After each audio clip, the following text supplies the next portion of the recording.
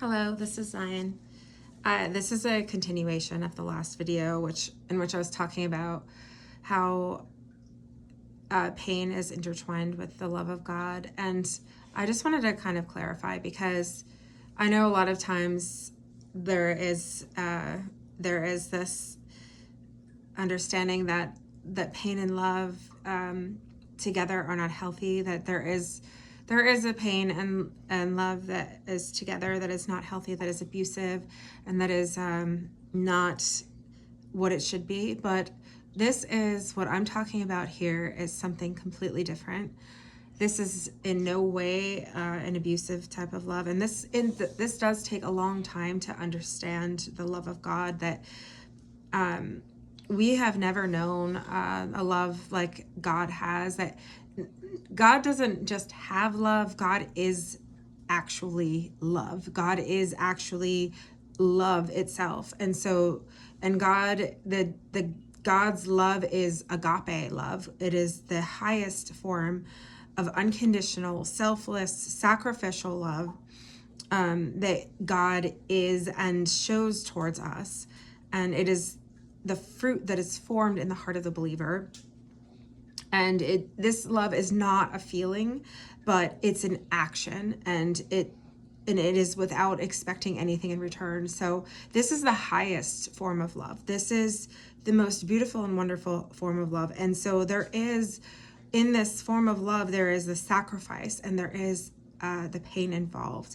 And also there is pain involved in receiving as well. But to know that God works everything together for good, that every painful thing that a person goes through that loves God is working together for good, for the highest good. And this is agape love. And so the best way to show agape love is to show Jesus, is to show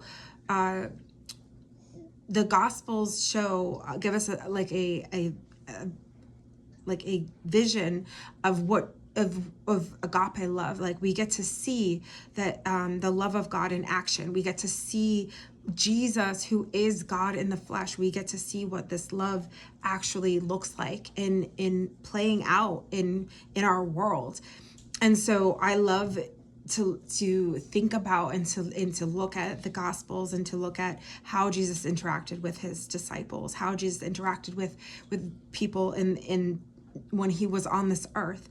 And it just gives us such a beautiful view of that. And so one of my favorite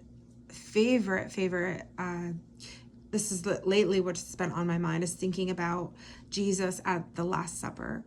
And when you think about Jesus at the Last Supper, try to imagine the gravity of that Last Supper, that Jesus is with the disciples whom he loves, who love him, who they know that he said that he was going to die, and that they were like, no, we don't want you to, like, please, like, do not let this happen. And he was like, no, I have to go, because if I don't go, you will not receive the Holy Spirit.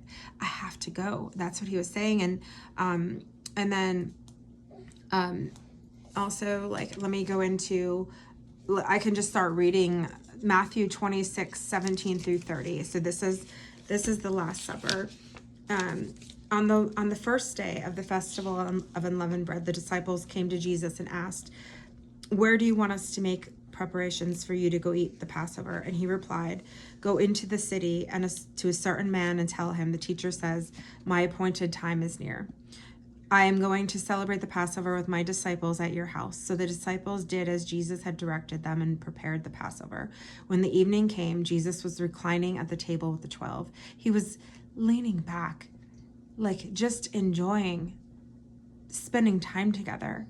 Just that wonderful connection feeling, like, just leaning, like, the disciples leaning on him, like, they were so comfortable with him, and they just loved him so much, and he loved them. And So when the evening came, he was reclining at the table with the 12. And while they were eating, he said, truly, I tell you, one of you will betray me. So here we see that in this great love, that there is pain, that there is a betrayal, that there is an acknowledgement that Jesus is about to be betrayed.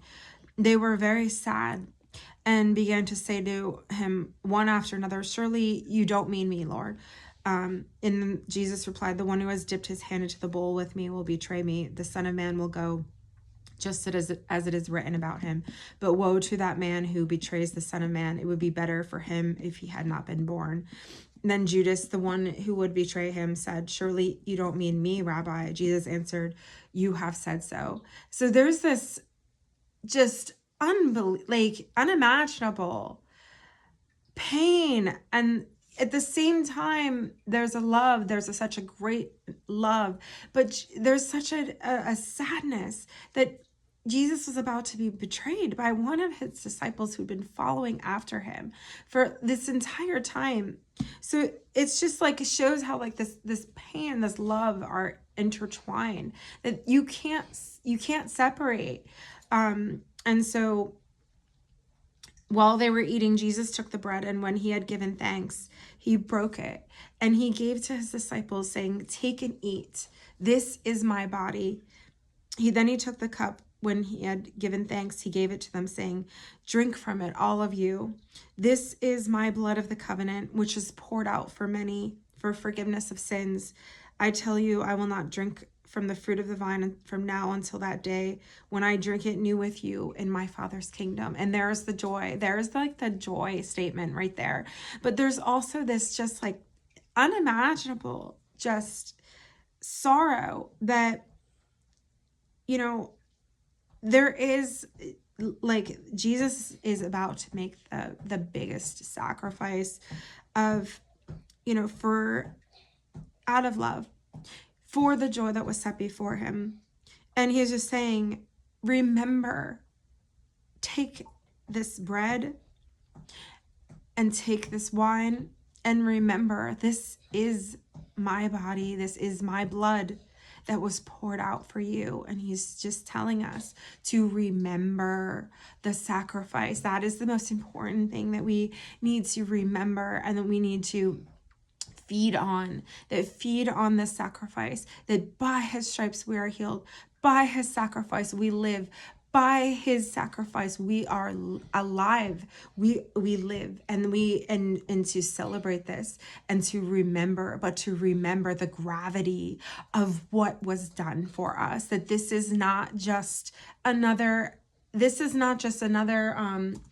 you know, small thing, like a sacrifice or a small gift that we've been given. This is the most major thing that we will ever experience. This is life. This is actually life. This is our life.